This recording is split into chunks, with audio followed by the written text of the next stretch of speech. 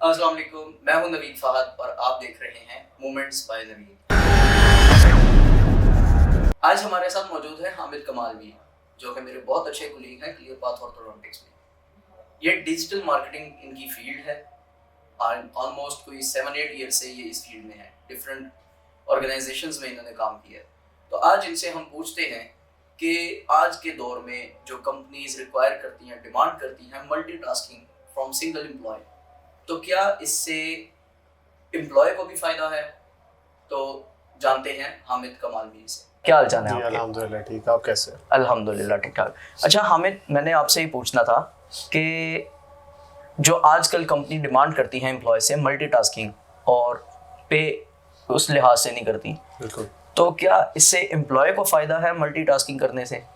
देखिए it depends. अगर आप फ्रेशर हो तो ऑब्वियसली आपको you should do any task that the company is required. तो आपको फर्स्ट शुरू में तो जाना चाहिए उस चीज़ के लिए। लेकिन जैसे डिजिटल मार्केटिंग की बात अगर हम करें तो उसमें कंटेंट भी आ जाता है, एसईओ भी आ जाता है, पीपीसी भी आ जाती है, इसके अलावा दूसरी कैंपेन्स भी, पेड कैंपेन्स भी आ जाती हैं।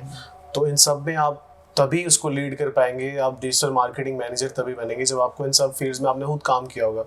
तो ऑब्वियसली इट मेक सेंस, अगर आपको सब में काम करने का मौका मिल रहा है तो you should go for that. लेकिन अगर इन फ्यूचर टर्म्स की अगर हम बात करें तो you should be specialise in one thing.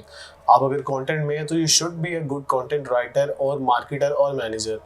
और अगर इसके अलावा आप कैंपेन्स में हैं, आप मार्केटिंग की कैंपेन्स लगा रहे हैं, तो you should be good with Google ads and PPC and all. तो इन फ्यूचर अगर आपने अपने करियर को शेप करना है तो आपने इन्हीं में से एक फील्ड को सिलेक्ट करना है जिसमें आप सब में काम कर चुके होंगे। सही। तो you should go for that if you are a fresher. लेकिन हमारा जो यहाँ पे ट्रेंड बना हुआ है, मोस्टली जो लोग हैं फ्रेशर्स हैं, वो इस चीज़ को नहीं मुनासिब समझते। तो उनका जो माइंड सेट है कि कंपनी हमें जिस काम के लिए पे कर रही है, जितनी उनकी सैलरी है, उस सैलरी में हम मल्टीटास्किंग क्यों करें? क्योंकि आपको भी पता है जो मार्केट की सिचुएशन है इस वक्त, जॉब्स अवेलेबल नहीं है और जो जॉब्स हैं 30,000 35,000 सैलरीज हैं। अब एक बंदा है जो सोशल मीडिया मार्केटिंग में है, जॉब वो कर रहा है सोशल मीडिया मार्केटिंग में, लेकिन कंपनी इससे डिमांड करती है कि नहीं आप ग्राफिक डिज़ाइनिंग भी करें। ग्राफिक डिज़ाइनिंग जो कि खुद एक बहुत बड़ी फील्ड है, तो एक social media marketer graphic designing नहीं कर सकता और कंपनी डिमांड करती है कि उनको 30,000 में ये दोनों काम उसको मिले। तो क्या ये सही है? It also have two sides. अगर आप देखें, जैसे आप जॉब जैसे मार्केट में नहीं है, इसी तरह प्रोजेक्ट्स भी मार्केट में नहीं है। अगर आप एक कंपनी की बात करें, किसी भी कंपनी की, तो उनके पास भी इतने प्रोजेक्ट्स नहीं है कि वो स्पेसिफिकली एक बंदा हर काम के लिए हायर करे। तो अगर आपको 50,000 वो पे कर रहे हैं सिर्फ कंटेंट राइटिंग का, उसमें आपको थोड़ी सी डिजाइनिंग का भी काम करना पड़ता है, not specifically on a job and all that. अगर आपको कैनवा वगैरह पे थोड़ी बहुत भी कोई पिक्चर्स पे काम करने का मौका मिलता है तो वो आपसे फायदा उठाएंगे, और which is okay for that. आप डिफरेंट कंपनीज में अगर आपकी कंपनी लॉयल है आपके साथ और आप अपनी कंपनी के साथ लॉयल हो, आपको फैसिलिटेट कर रहे हैं, तो आपको करना चाहिए, इसमें कुछ बुरा तो नहीं है। सही।